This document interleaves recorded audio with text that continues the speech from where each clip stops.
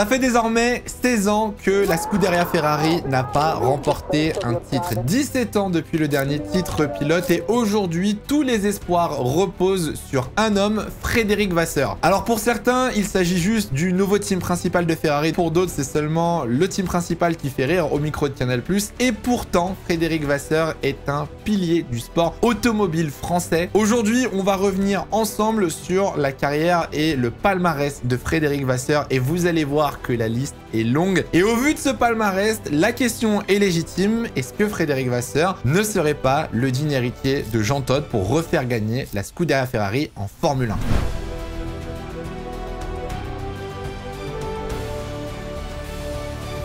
Né le 28 mai 1968 en Île-de-France à Dravel, Frédéric Vasseur a étudié à l'ESTACA, une école qui forme les meilleurs ingénieurs en France. Il a étudié l'aéronautique et l'ingénierie. Et très rapidement, Frédéric Vasseur va créer sa propre écurie, l'ASM. Il se lancera donc directement en sport automobile et remportera ses premiers titres avec cette équipe en 98 en F3 française. Et par la suite, il ira gagner d'autres titres en F3 Euro Series de 2004 à 2007 avec des pilotes que vous connaissez sûrement, Lewis Hamilton, Paul Di Resta ou bien même Romain Grosjean. Directement, Frédéric Vasseur se lance donc dans une carrière de directeur d'écurie et d'entrepreneur. Et durant l'hiver 2004-2005, Frédéric Vasseur va s'associer aux côtés de Nicolas Todt, le fils de Jean Todt, pour créer l'écurie que vous connaissez tous, Art Grand Prix. Alors, petite anecdote, que ce soit ART ou ASM, ces deux écuries, les lettres n'ont pas réellement de sens. Voilà, Fred Vasseur l'avait expliqué, c'est juste des lettres posées au hasard, histoire de désigner le nom de l'équipe. Aujourd'hui, vous connaissez tous Art Grand Prix, qui sont donc présents par exemple en Formule 2 avec Victor Martins, en Formule 3, en Freca, en F1 Academy. Directement, l'écurie Art Grand Prix va gagner ses premiers titres à l'époque en GP2, l'ancêtre de la Formule 2, en 2005 avec un certain Nico Rosberg et en 2006 avec un certain Lewis Hamilton. Vous allez le comprendre dans cette vidéo, mais tous les grands pilotes qui ont accédé à la Formule 1 en général sont passés sous la gestion de Frédéric Vasseur ou d'une des écuries en tout cas de Fred Vasseur. En tout, Art Grand Prix a cumulé de nombreux titres dans les catégories inférieures à la Formule 1, que ce soit en GP2, 4 titres de team, 4 titres pilotes avec Lewis Hamilton, Nico Rosberg, Nico Hülkenberg et Stoffel Van Dorn. En GP3, l'écurie a remporté 4 titres aussi constructeurs et 6 titres pilotes avec Esteban Gutiérrez,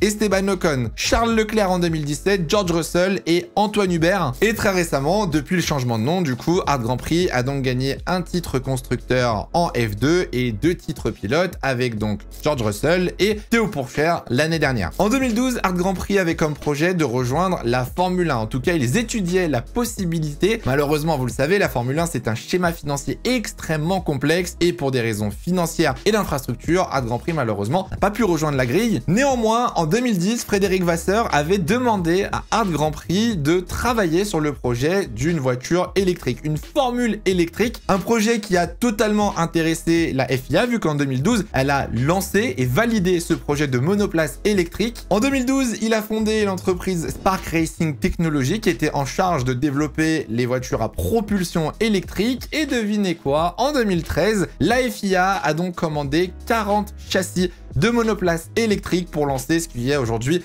la Formule I en 2014. Donc oui, Fred Vasseur est à l'origine en partie du lancement du championnat de Formule I. Mais après avoir gagné en catégorie junior, après avoir aidé un championnat totalement innovateur à se lancer, il restait un challenge pour Frédéric Vasseur, c'était la Formule 1.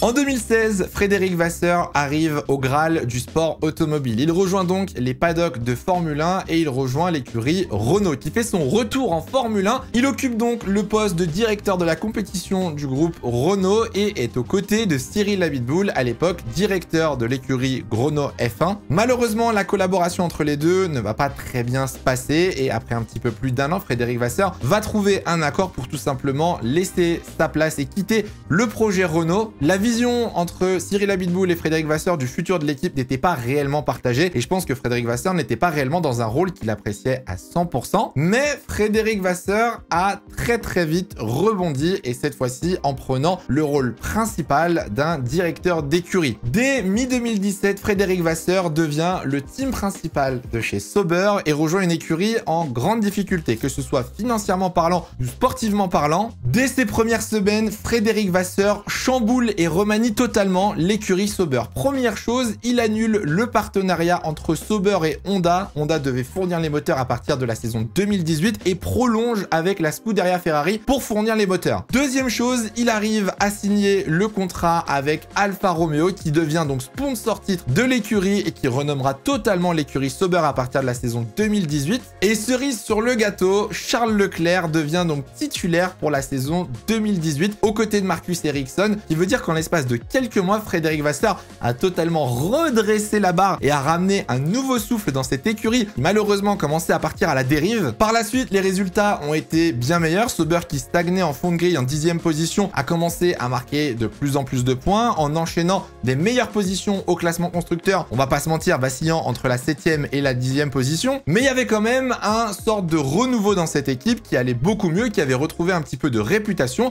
et qui était enfin capable de performer sur la piste. Par la suite, il a quand même réussi à faire venir des grands noms chez Sauber. Kimi Raikkonen après son passage chez Ferrari, Valtteri Bottas qui sortait de chez Mercedes, Guan Yu Zhou pour le marché chinois pour Sauber a été un excellent coup aussi. Et mine de rien, c'est grâce à lui aussi que Théo Pourchaire a pu prendre part à des séances d'essai en Formule 1 et avoir une place solide dans la Sauber Academy. Donc le boulot de Fred Vasseur chez Sauber est exceptionnel. Le 13 décembre 2022, la Scuderia Ferrari annonce donc le départ de Mattia Binotto. Le rôle de team principal se libère et Frédéric Vasseur remplace Mattia Binotto. Il ne prendra ce rôle qu'à partir du 9 janvier 2023. Il y retrouve un pilote qu'il connaît très bien, c'est Charles Leclerc. Il avait côtoyé bien évidemment en Formule 3 chez Hart ou en Formule 1 chez Sauber. Alors il arrive après pas forcément une mauvaise saison, mais une saison à demi-teinte avec une très bonne première partie de saison avec des pole positions, des victoires, des doublés et un espoir de titre pour Ferrari et une deuxième partie de saison très compliquée, enchaînant les erreurs, les moqueries et le manque de performance pour Ferrari. Et l'objectif est très simple et les conditions aussi. Pour Fred Vasseur, il veut avoir le contrôle total et il veut avoir du temps pour reconstruire un projet au sein de la Scuderia Ferrari. C'est malheureusement le problème qu'on avait chez Ferrari. Je dis on parce que je suis tifosi, mais chez Ferrari, on avait tendance à laisser 3 ans au team principal avant de les dégager s'ils n'étaient pas capables de nous ramener un titre. C'était vraiment des projets court terme. Et là, Fred Vasseur avait été clair dès son engagement, le projet allait prendre de nombreuses années afin d'être développé. Alors en 2023, il y avait beaucoup de choses à régler pour Frédéric Vasseur et il le savait, entre les mauvaises stratégies, les mauvaises prises de décision, l'organisation bancale, le développement bancal, les déclarations médiatiques qui n'étaient pas forcément très rassurantes et la pression bien évidemment du succès chez Ferrari. Frédéric Vasseur avait mis des objectifs assez clairs qui, au final, un an après, ont été réalisés. Aujourd'hui, on n'a déjà plus de pression dans la presse, c'est-à-dire qu'on n'a plus de guerre en interne et un flou sur les statuts des pilotes. Frédéric Vasseur a une façon très claire de fonctionner, il nous faut un leader dans l'équipe et ce leader avait été attribué comme étant Charles Leclerc. Aujourd'hui avec les performances, je sais, vous allez me dire dans les commentaires blablabla, je suis d'accord. Derrière, Frédéric Vasseur a réussi à amener un vent d'air frais aussi en interne à Maranello. Alors j'ai eu la chance d'en parler avec Julien Febvreau dans un épisode de Cool Room, on vous met la vidéo si vous voulez aller voir. Mais désormais, à Maranello, il n'y a plus cette peur de proposer et d'échouer, il n'y a plus cette peur de ne pas réussir et de ne pas réussir à faire passer une idée. Aujourd'hui, il y a une sorte de liberté d'expression, on va dire, de créativité chez Ferrari. Et honnêtement, je pense que c'est ce qui nous manquait depuis très très longtemps en Italie. Un autre élément clé que Frédéric Vasseur a su très bien gérer, c'est ce côté un petit peu papa, j'ai envie de dire, dans le sens où il a connu tous ces pilotes très très jeunes. Et aujourd'hui, il les retrouve en étant directeur de la Scuderia Ferrari. Frédéric Vasseur, quand il vous donne un conseil, à mon avis, quand il vous donne un ordre ou une stratégie, je pense que vous avez tendance à l'écouter et vous lui faites confiance. Frédéric Vasseur, c'est un homme qui a tout gagné, qui a tout réussi, un homme à succès, donc forcément que c'est plus facile d'écouter un conseil que de celui peut-être de Mattia Binotto ou d'autres, je sais pas. Bref, depuis un an, depuis l'arrivée de Frédéric Vasseur, la Scuderia Ferrari va mieux. Elle ne gagne toujours pas des titres, elle ne gagne qu'une course par saison, c'est vrai, mais d'un point de vue structurel, en tout cas, il y a beaucoup de positifs et on a perdu beaucoup de points négatifs au fil des 12 derniers mois. Mais malgré tout ça, l'objectif reste clair pour Frédéric Vasseur, il l'est depuis un an et il le sera pendant longtemps, c'est de remporter un titre avec la Scuderia Ferrari.